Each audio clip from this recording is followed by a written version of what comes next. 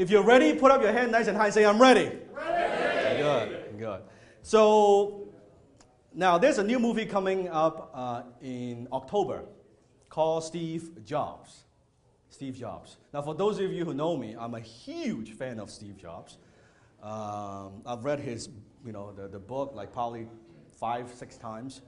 So there's a new movie coming out called The Man in the Machine called Steve Jobs. Now apparently there was another Steve Jobs movie a couple years ago, yes? How many have seen that before? Yeah, so, but apparently this movie, they said that from the people working at Apple, said this is a more accurate representation of Steve.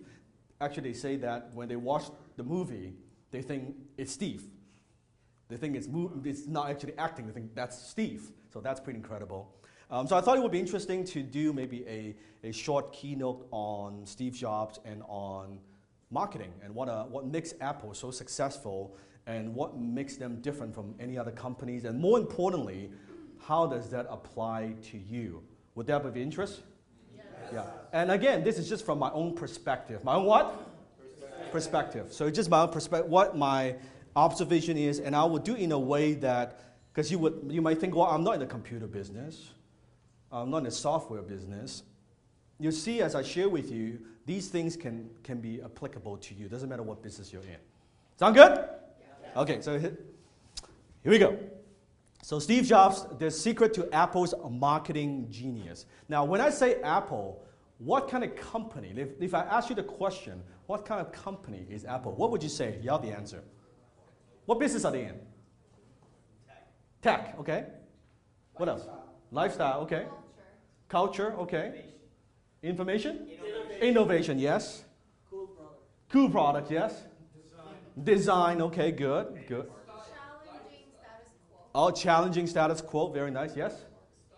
Style, okay, very cool. User interaction. How many of you are PC users? Okay, how many of you are Apple? Well, interesting. How many use both? How do you do both? Like, how do you do both? So I'm going to share with you a little bit of statistics about Apple. So in case, of course, you know, it's Apple very profitable? Yes. Everybody say, hell yeah. Yeah, but you might not know actually exactly how profitable it is, unless you're in the stocks. Now, we know that nowadays, there are a lot of retailers that are struggling, and in the States, there are thousands and thousands of retailers going out of business. Yes or no? Yes. Are there retailers going out of business in Canada? Yes. Name some of them. Sears, Future Shop, Target, Zellers, Max, McDonald's, they're closing some of their shops, yes, stores, yes. Okay, yeah, okay. Circuit City? Sony, yes. Now, let me ask you a question. Are these small companies or big companies? So, even big companies are having a tough time with this economy. What is going on? Now, in spite of all that, and you look at, people say the retail apocalypse, all these major chains, not just a certain sector, across different companies been around a long time. You see them for 5, 10, 20 years, and bam, overnight, not one store. How many stores? Hundreds and thousands. Long period of time, short period of time, closing down. Very short period of time. Very short period of time. Now, how does that apply for small business? So, if big companies, they're having a tough time, kind of big elephant, but with small companies, what do we have to do? What do we have to be aware of? Looking at this, as a small business, what do we have to be aware of? You have the answer. Change, yes. Innovation, yes. Emerging technology, yes. Customer needs, being aware, being able to, yes. Relationship management, very good, very good. So with Apple, and just some statistics I pulled, fueled by the popularity of the new iPhone 6 gave Apple an even bigger lead over other retailers. How many have been to an Apple store? Okay. Over other retailers in productivity, with its stores generating a staggering $4,790.82 in sales per square foot on an annualized basis at the end of 2014. Now, how many of you understand a little bit about retail? That's how they measure, yes? Earning per square foot. Is that a low number or is that like a high number? Yeah, it is a crazy, crazy numbers. I was, a few months ago, I was in New York, and I went to, there's an Apple store, right? On Fifth Avenue, which is very well known, yeah? Some of you have heard of that one. Yeah, very well known. And I have to check it out, and it was winter, and I checked it out, went into the store, and it was winter, and it was snowing, freezing cold, packed. The place was packed. And then later on, I went online, out of curiosity, how much that particular store makes. So I went on and actually check. I don't know how much it's doing now, but they kind of report approximately that Fifth Avenue store do about $350 million in sales a year. One store. $350 million in sales. Amazing. Apple announced financial results for its fiscal 2015 third quarter, ended June 27, 2015. The company posted quarterly revenue of $49.6 billion and quarterly net profit of $9.7 billion. They're getting by. They're getting by. They're doing okay. So is there something to be learned from Apple, yes or no? Yes. Yes or no? Yes. But the problem is, okay, yeah, $10 billion, $49 billion in revenue. Well, how does that apply to my business? I'll share with you. My observation is they are basically, and by the way, Apple also has over $200 billion in cash reserve. Not 200 million, 200 billion in cash that they don't know what to do with yet. That's a lot of cash. Yes? That's a lot of cash. Because Apple's model is a little bit different. Google, they do acquisitions, Facebook acquisitions, but Apple doesn't do a whole lot of that. So, pretty incredible. So there are basically 5 powerful ways. How many ways?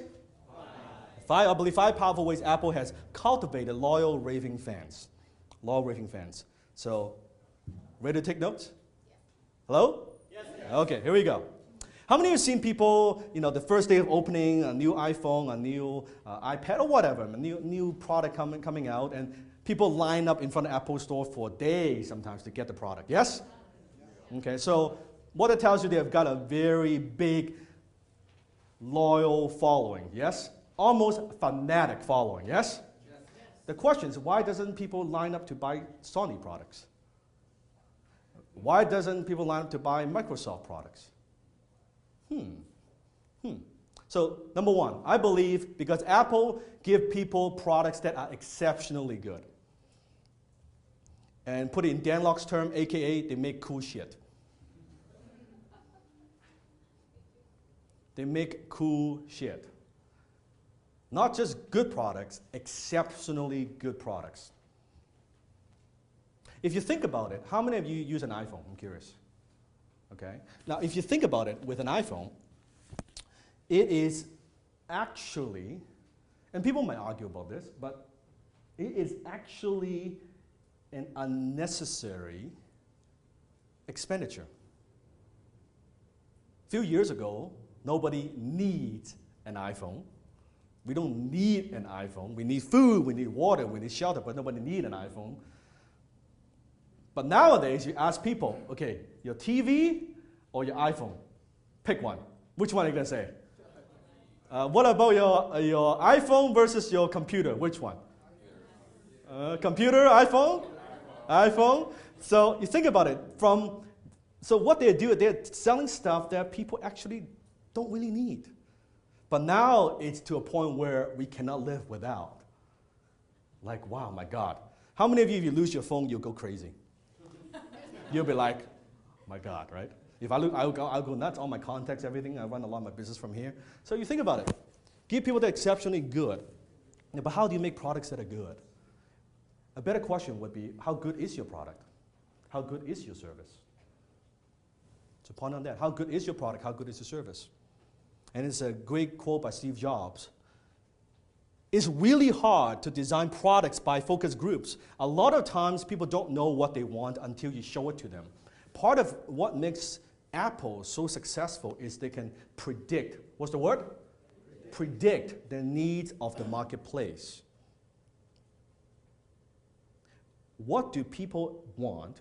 Maybe they don't even know they want it yet, but how can we create something that's so exceptional, that's so extraordinary, that when people see it, they would be like, wow, I didn't expect that you could. I thought just the phone, but phone, music, internet, it's not just a phone. Steve Jobs. Number 2, their products are fun and easy to use, aka, in my term, they sell cool shit. Not only they make cool shit, they sell cool shit. Here's a little article. The iPad really is child's play. More than half of these babies use Apple's tablets when they're just one. So they make it very, very easy to use, very intuitive. One time I was going to my friend's house having dinner, and his son was 6 years old, I think, 6 or 7 years old back then. And then my friend, the dad, was telling him, oh, go back to your room, don't eat candy, and was just kind of talking to the kids, okay? And the kid was like, listening, and finally the kid was like, so he thinks that dad is an iPad, right? He's like, move on, right? Don't want to hear from you, like that. So I thought that was pretty funny. But how did the kids learn how to do that? Hello? That's it, swipe from the iPad. The cool shit, the kid's been using the iPad for 2 years, since 4. Amazing. So the question is, how can you make your products and services more simple to understand? It's what you're doing too complex. It's your offer too complex. Because complexity is the enemy of execution. Complexity is the enemy of what? Of what? Execution. So I always say there's genius. There's what? Genius in simplicity. So how can you make what you do simple? Just 2 weeks ago, I was in a business meeting, and there was another entrepreneur talking about one of his venture and talk about basically pitching me on a deal. And he was explaining to me, and he said, he gave me like a 5-minute elevator pitch, and I said, I don't quite get it. And he said, I need more time. Like, I need an hour to explain this to you. I said, if you need a fucking hour to explain this to me, we've got a problem. How many follow what I'm saying? If you can't explain what the heck you do, forget 5 minutes. In 1 minute, we've got a problem. Because most people don't even have 1 minute. Their attention span is so short. 1 minute, forget about it. So it takes, and I always say, it's a saying, if you cannot put your business model on a piece of napkin, you don't have a business. You should be able to simplify and articulate what you do very, very simple in a terms that most people will understand. And here's what Steve Jobs has to say. Simple can be harder than complex. You have to work hard to get your thinking clean to make it simple. But it's worth it in the end, because once you get there, you can move mountains. So whatever you're offering, how can you make it simple? Your marketing message, how can you simplify it? Whatever you're offering, how can you simplify it? Make it very simple. Now maybe whatever you're offering, your products and services, could there be incidents where it is a complex kind of offer? Yes or no? So if it is a complex offer, what you want to do is, do you want to show them everything that you do and everything that your product and service is capable of right up front? Yes or no?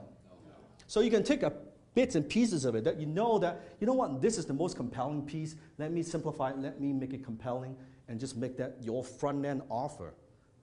So that they get a little bit, a taste of what you do, and then show them a little bit more. You show them a little bit more. You show them a little bit more. Versus, here's what all these things we could do for you. Here's what all my company can do for you.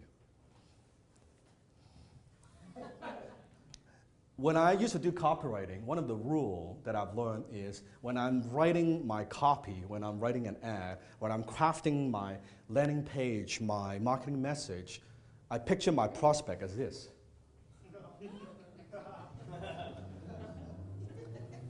Is my message simple enough that Homer Simpson would get it? Is my message compelling enough if Homer Simpson is sitting on the couch, drinking beer, watching TV, that would compel him to take an action and buy? So I always have that picture in my mind. When I'm crafting my message, would Homer understand this? If I know Homer Simpson will understand this, I've got something. Does that make sense? Okay? So take 2 minutes. How long? 2 minutes. Discuss among your table just the first couple ideas I've shared with you. 2 minutes. Go. Awesome. So how does this apply to you? Just yell the answer. How does it apply to you? How does it apply to your business? Can I ask a question? Yes. You said Steve Jobs said it's really hard to design products by focus groups because a lot of the time people don't know what they want yet. Yes. Well, then how do you figure out a need in the marketplace when the people don't know what they want? What I do, a couple of things. Of course, now, keep in mind, what Steve is saying is he's such an innovator, he's predicting in 2-3 years what people want. As far as I'm concerned, for most entrepreneurs, you go where the money is. Meaning, you look at what people are already buying, and then you sell them more of that. Versus, entrepreneurs approach me all the time. Say, I've got this idea. I've got this product. Nobody has it. It's revolutionary. When they say revolutionary, I stop listening. Nobody's done this before. Oh shit, not good. Like, it's not a plus. Because most of the deals that I was involved with that lost money, it's because of those ideas. Because nobody's ever done this before. Nobody's ever seen this before. This is going to change the industry. Oh, shit. Because it means that it's going to take awful lot of money to educate the marketplace to buy this. And I don't want to play that game. As a business, it doesn't matter. 6-figure, 7-figure, 8-figure, still a small business as far as I'm concerned. So I don't want to play that game. I want to go with, okay, people are spending money on this. Well, maybe I can sell something a little bit similar. Can I sell it cheaper? Can I make it faster? Can I make it bigger? Can I make it, put a new shrink wrap to it so it looks different, but it's not actually different? I don't want a challenge in business. I used to want challenge. Nobody's ever done this before. Let me do it. Cost me a ton of money. It's my ego talking. Nowadays, I'm like, okay, I don't want a challenge. I don't, like the analogy I use all the time and I share that with Benson. If I'm going to fight a boxing match, I don't want to fight Mike Tyson. I'm not interested in that. I want to fight a 10-year-old kid. I want to go into the ring, I got my glove, and I push, and he sits, and he cries, I win. Yay! Now, I'm not saying, like, don't beat up kids. That's not what I'm saying. You follow what I'm saying, right? It's not what I'm saying, but that's the analogy. I don't want a challenge. I want to know if I'm going into this business, I'm going to this industry, that even though I could be wrong 50%, 60%, and I could have a lot of failures, I can make a lot of mistakes, this thing will still work. I have enough margin that this thing would work. So that's why I hate low margin business, because there's not enough margin for errors. If your business only, oh, I've got 10% margin, we've got a problem. So I don't even touch those businesses. I want high margin, I want existing demand, I want lousy competitors. What I love to see, competitors, their marketing sucks, their customer service sucks, the product is average, making a shitload of money. I want to get into that. Because I know I can create something better. I know I can provide better service. I can provide better experience. I can do better marketing and beat them. I don't want strong competitors. I'm not interested in that. Does that make sense? Now, just my perspective. Not saying you cannot do something totally revolutionary. I mean, I support you for that. I'm just saying from a business point of view, I prefer to go with more a proven path. Because when you go to the bank and when you deposit a big check, the teller is not going to ask you the question, did you make this money? Was it your original idea? Or I can't, sir, I can't accept this deposit because it's kind of like it's not innovative enough. They're not going to ask that. Yes? They only want to know how much. Okay, great. Right? So nobody's going to ask you that question. Number 3, Apple strives to deliver unique and outstanding experience from the moment of contact, aka they deliver holy shit moment. They deliver holy shit moment. It's an experience. When you go to an Apple store, it's an experience. When you buy an iPhone, are you actually just buying a phone? What are you buying? An experience. An experience, but what are you buying? What other features does it have? What can you do with an iPhone? When an old lady like you can use, you're not that old, Monica. No, but what are you buying? You're buying entire Apple ecosystem. Yeah, Apple ecosystem, very good, yes. You buy access to internet, yes? You buy access to music. You buy access to music. You buy access to what? Yeah, everything. And so it's not just the phone, it's access now to a whole much bigger Apple ecosystem. So think of what you are doing as a small business. You want to deliver value and experience more than just your core product and service. This is key. Whatever you're selling, that thing that you're selling, that's good, but you better be able to add value other than beyond than just the thing that you sell. Because whatever you sell is so limited. You're a financial planner, you're a real estate agent, you're a tech person, you're an app person, whatever it might be. Here's what we do. But what you do is only out of the thousands and thousands of people that you meet, only a small percentage, one, need what you sell at any given time. Does that make sense? So if this is all you do, you're so limited. Versus, hey, you know what? This is what I do, but what you do is not who you are. Write it down. What you do is not who you are. A lot of people say, oh, I'm a financial planner. No, you have a financial planning business. It's not who you are. You are who you are. What you do is not who you are. It's like, and let me give you an example. People would see me and they would think, oh, Dan is a speaker, yes? I don't think of myself as a speaker, first of all.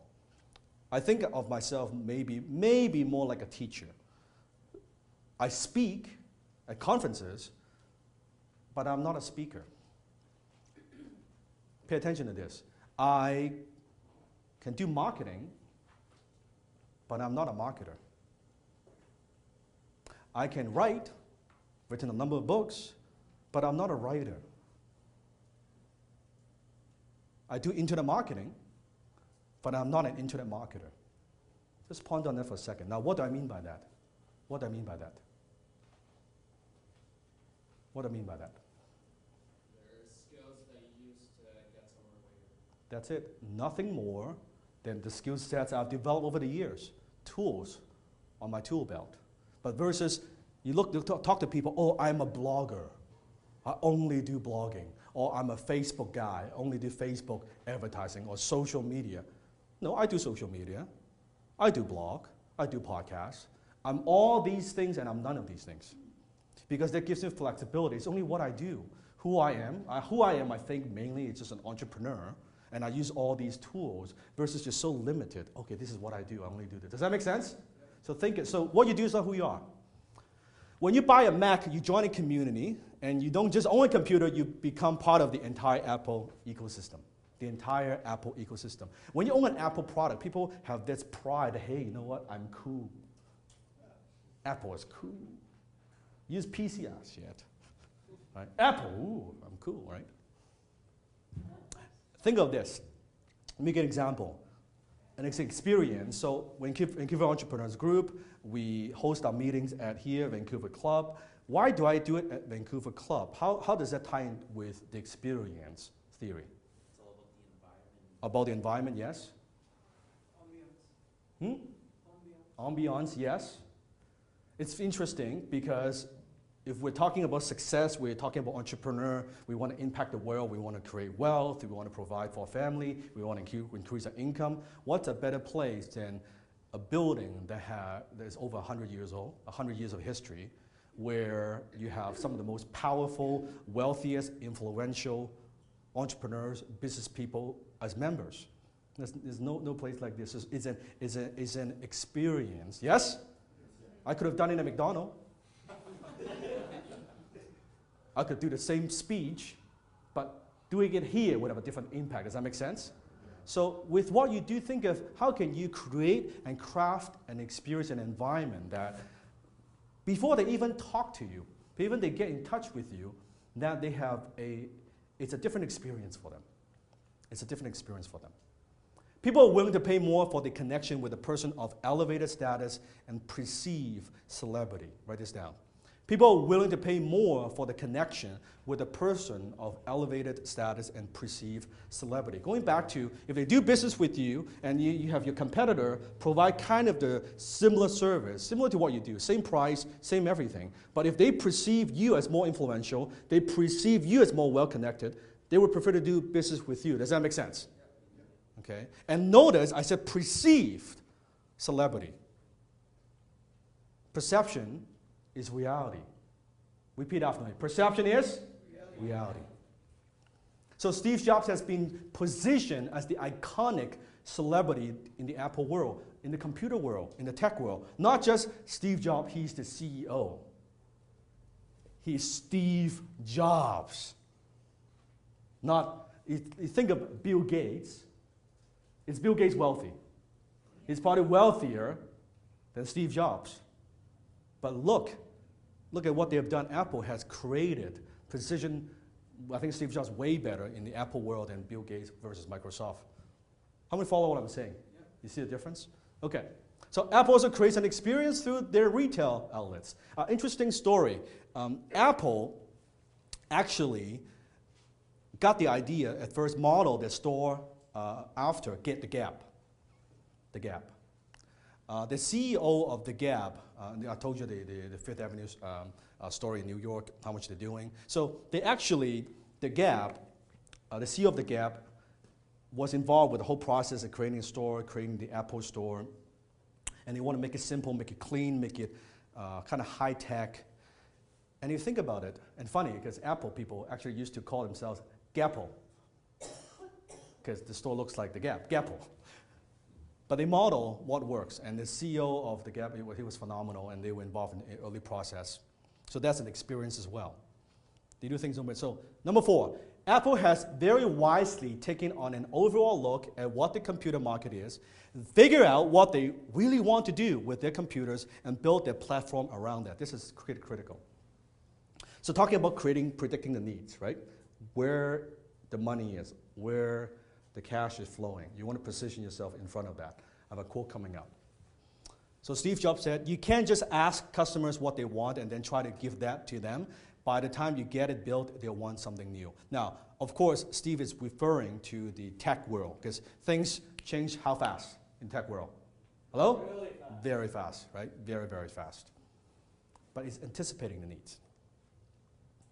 You think of Apple, when you buy again, which I think one of the most brilliant things they've done is iTunes.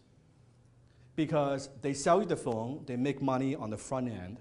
How many of you buy apps, by the way, apps? How many of you buy songs, shows, all that on iTunes? Interesting. So you don't just spend the money on the iPhone, but you spend a whole lot more money, yes?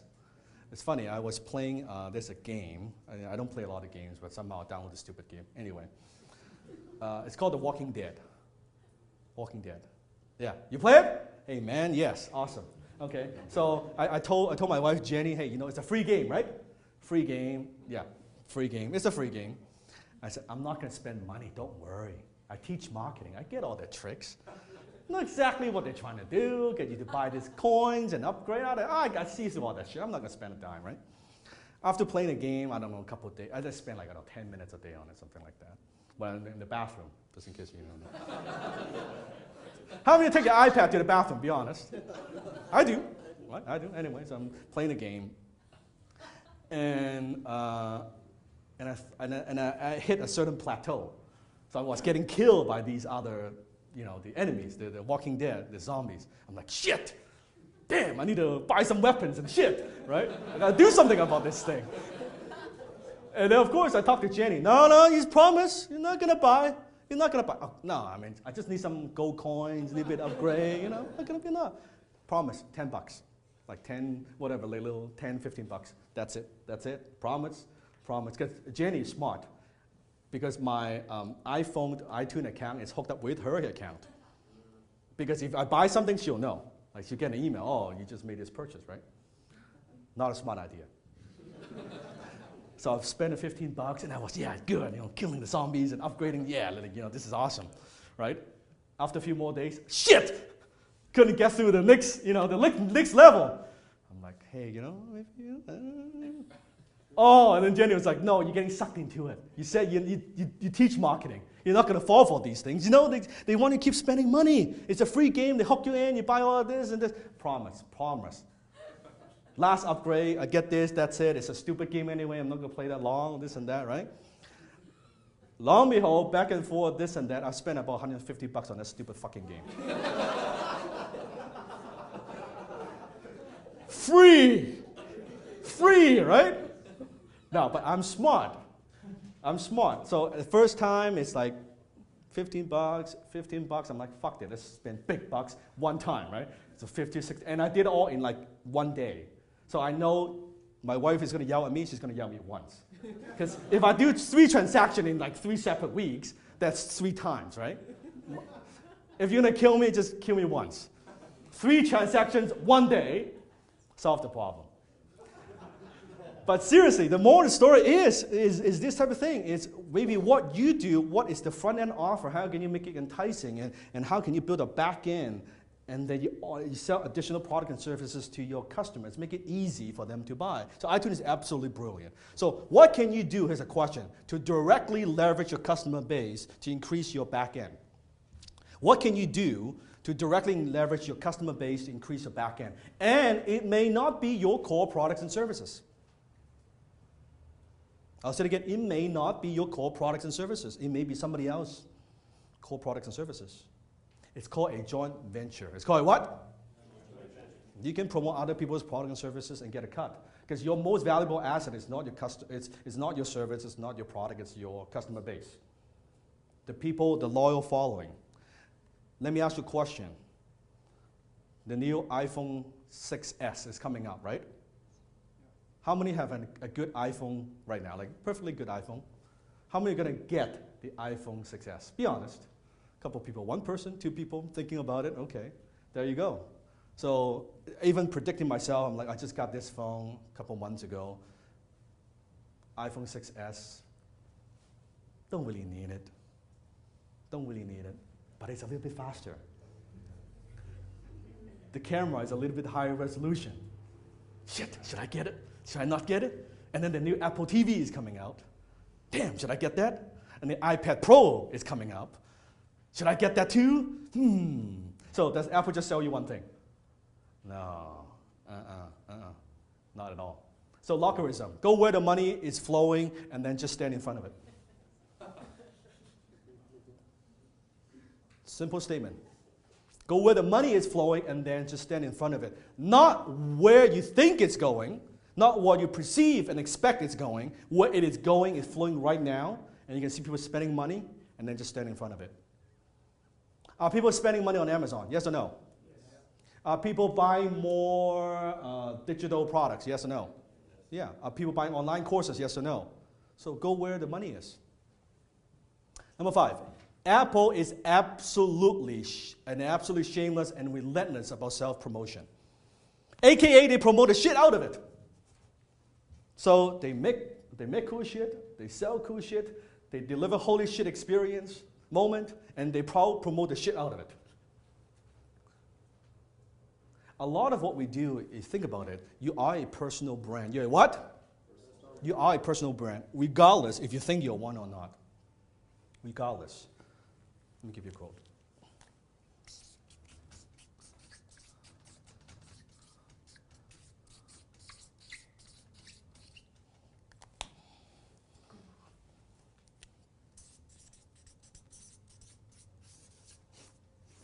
Repeat after me. Attention is the new currency. Again, attention is the new currency. Once more, twice as loud. Attention is new currency. Attention is the new currency. Most companies fail because they're not getting enough attention because of obscurity. People don't, not that their products are not good, not that their services are not good, nobody knows who the fuck they are. They don't even, the marketplace, there's so much noise, they don't even know they exist. They don't even know. Is there a lot of noise on the internet? How many Twitters are out there every day? Think about it. How many Facebook posts? Because attention is a new currency. You can't grow your company if you're not getting attention, period. If you're struggling to get customers, I can almost guarantee you're not getting enough attention in the marketplace. You're not cutting through the clutter. You're not you're not standing out in this noise. So how do you stand out? In Japan, now they actually have this new form of vending machine. Now, what is a vending machine? If you want to go buy a bottle of Coke, you go there and you put in what? Put in what? Some coins, right? A couple bucks. Cool. Oh, iPhone? Yes. In Japan, they actually have this new form of vending machine. You go there, you press a button, they play, you stand there, and you play a commercial for 60 seconds, 2 minutes, and then out pops a bottle of Coke. They don't want your money. They want your attention. Your attention is even more valuable than money. Now that says something. That's pretty profound if you think about it. Not so good if you love Coke and you just sit there and, all day and it's not so good. But you get the idea, yes? So they promote it. So shameless, relentless self-promotion. Donald Trump is a good example. How many follow what Donald Trump's having, the presidential? Yes. Love the guy, hate the guy. Doesn't matter. It does not matter. There's something to be learned from him. Now, is Donald Trump famous? Yes or no? Yes. Is he well known? Yes. Is he still promoting himself? Yes. More than ever.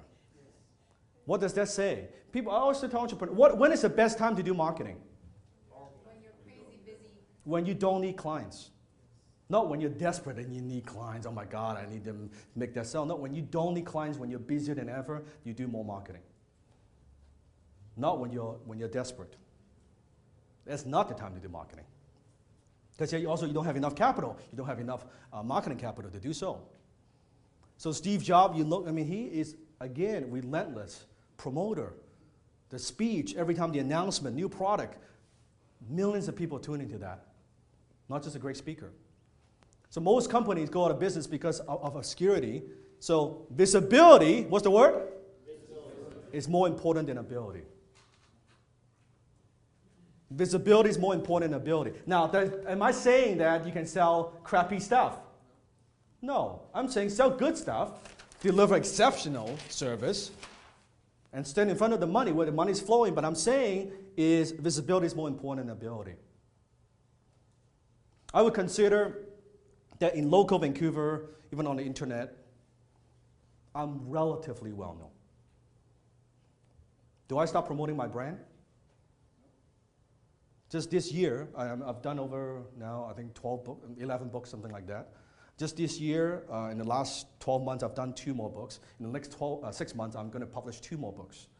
In August, while I was on vacation, I launched my podcast, Shoulder of Titans. In the next 12 months, you'll see that on my YouTube channel, I'll probably just going out there, uploading, producing 300 to 500 videos in the next 12 months. And that's what I am doing. Non-stop domination, promotion, personal branding. Because when you have that, good things come to you. You don't have to chase deals. It's easier when deals come to you than you chase deals. Yes? So my question to you is then what should you be doing to promote your brand, your Facebook? I'm talking your social media. I'm talking about your blog. I'm talking about all these things. And that's not even my main business. This is on top of running all the companies, being a partner of the 20 plus companies. This is the side thing, and I do more than probably a lot of the entrepreneurs. Because I know by pushing that, you got to cut through the clutter. You got to stand out. By standing out, there are bigger opportunities, there are more lucrative opportunities, and you can impact a lot more people. Does that make sense? So here's what you need. You need what I call a PMP, personal media platform. Write this down, personal media platform. So what is a personal media platform? I'm talking about your blog. How many have a blog right now? Yes. How often do you update your blog? Once what? Once what? Once a day, good. How often do you update your blog? How many of you have not updated your blog in a month? Okay. So your blog, your Facebook, your Twitter, YouTube, iTunes, podcast. Where is your platform? Now, what is a platform? A platform is nothing more than a thing, a community, something that you do that serves the greater goods of others.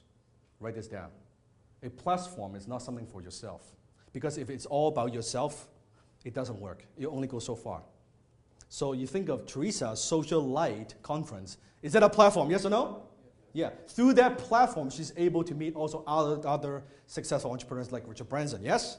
Bob Proctor. It's a platform. If today, it's just Teresa alone, and she goes knocks on doors on these big names, is she going to get the same attention? No, because she has this massive platform. So she created the platform first, then she exposed to more opportunities, being to meet more influential people.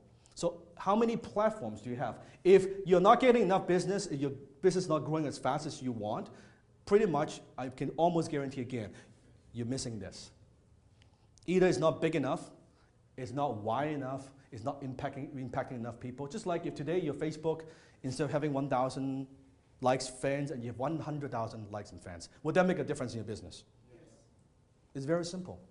But you can't get attention without this. And this thing, the problem is, it's fucking slow. It is slow. Because you're building a personal media platform, it is slow. Do you just make one blog post and then your phone rings off the hook? Do you just make 10 posts and the phone rings off the hook? No, you got to keep doing it. It takes time. Sometimes it takes 6 months, sometimes it takes 1 year. But when is the best time to start? You got to manage, you got to keep growing. And that's why I said, I promise you, right now I'm making this promise. Right now my YouTube channel has, I don't know, 1,200 subscribers. It's pathetic, quite frankly. 1,000, on camera, 1,200 subscribers. Let's have this conversation again. A year later, let's see how many subscribers I have. Am I just what did I say? Did I say, oh, I'm going to do like, I don't know, 1 video every 2 months and 6 videos, maybe 10 videos, I don't know, a year. Did I say that?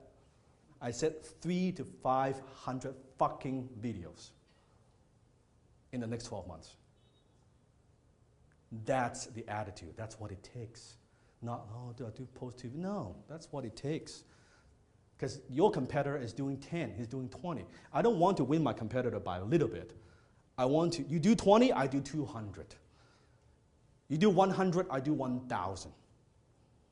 Because as I build more and more, the bigger my personal media platform, easy it is to make money. Does that make sense?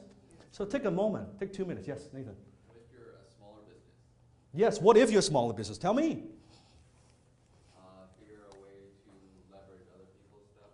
Yes, which you've done to a degree, right? Notes and stuff. But what if you're a small business? Tell me. Look bigger. Look bigger, okay. Partnerships.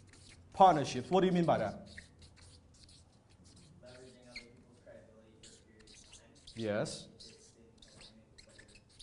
Yes. Good.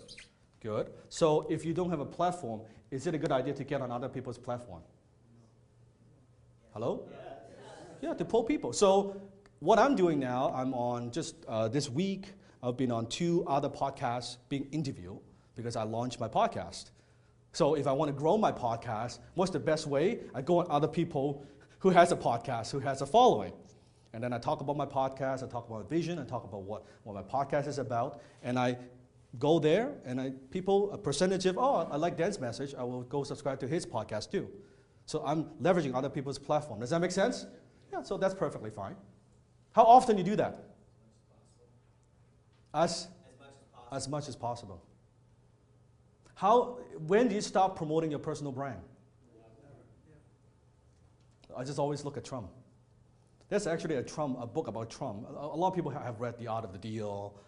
There's actually another book that I like a lot, not very popular, called No Such Thing as Overexposure.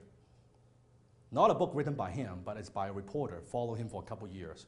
And he was just talking about, the whole premise of the book is basically Trump is a relentless, shameless, non-stop self-promotion machine. That's basically what the book is about. That's what the book is about.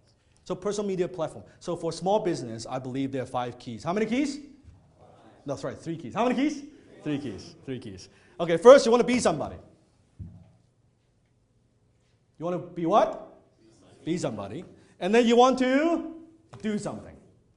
And then you want to be somewhere. Be somebody, do something, be somewhere. How do you be somebody? If you, as example, you have a blog, you're perceived as an expert. If you have a book, if you are providing educational videos, you're somebody. If a podcast, your platform, you're somebody. If you're a speaker, you're somebody. Do something means taking, yes? Let's say you have a blog, but you have 2 businesses. Is there a way to merge, like, let's say the other business into that blog, or should you keep them separate, have separate handles for social media? Awesome question. What are the 2 businesses? For web design and like life coaching. Life coaching. So life coaching and website design. Right. Okay. So in this case, you think, you're doing both, I assume. So you're a life coach as well as you're a web designer. Okay. Which business does better? I'm curious. Which does, brings in more? Web design, okay. Think of what I just said. You are not, you're not what you do. You're not your business. So look at, if you take me as an example, it's my brand, but all the companies under the umbrella of the personal brand. So I do e-commerce. I do digital marketing. I have a financial planning business in New Zealand. I do events. I do publishing. I do a membership site, a niche membership site, and we have ebooks. We have, so I'm all these things, all these different businesses, but because my personal brand is strong enough that I could use that to promote all these companies, yes? Okay, so you say be someone, do something, be somewhere. That's just like when you're about us, you just say, this is who I am, this is what I like, this is what I do. No. This is the action steps. So after this talk, well, now what? How do I apply this? What I say is, you want to be somebody. By being somebody, the easiest way to add value to the marketplace by giving. They say in education notes, right? By giving, by educating the marketplace before you sell anything else, that positions you as somebody. And then do something. It's about taking action every day. Every day, if you do 10 minutes a day, promoting your business, moving your business forward, reaching out, tweeting, Facebook, something every day, every damn single day, that's doing something to keep promoting. And then be somewhere. I'm talking about this. Don't stay at home. Go meet somebody. Go to these things. So you don't know who you're going to meet. You just don't know who you're going to meet. Just like Craig, example, met Jeffrey. Who would have known? They're doing this massive project together, making this. But if Jeffrey or Craig that day was like, you know what, don't feel like it, want to stay home, he would have missed the opportunity. So I never turned to any places. I could be a speaker, I could give back, I could be on podcasts. Most of the time, unless it's so small, but most of the time I say, yeah, I'll do it. Because I want to always do something and be somewhere. Because I don't know where that is going to lead to. I cannot predict where that's going to lead to. I call that unpredictable miracle. You don't know. But I know by putting myself out there, just keep promoting myself, branding, do something, be somewhere, something will show up. Does that make sense? And in this case, in my case, the problem is too many things show up, so I have to be selective of what I pursue. But it's the same idea. Make sense? 2 minutes, discuss among your table what you've just learned today. 10 times your finances, 10 times your business, 10 times your marketing, 10 times your life. Hit the subscribe button now.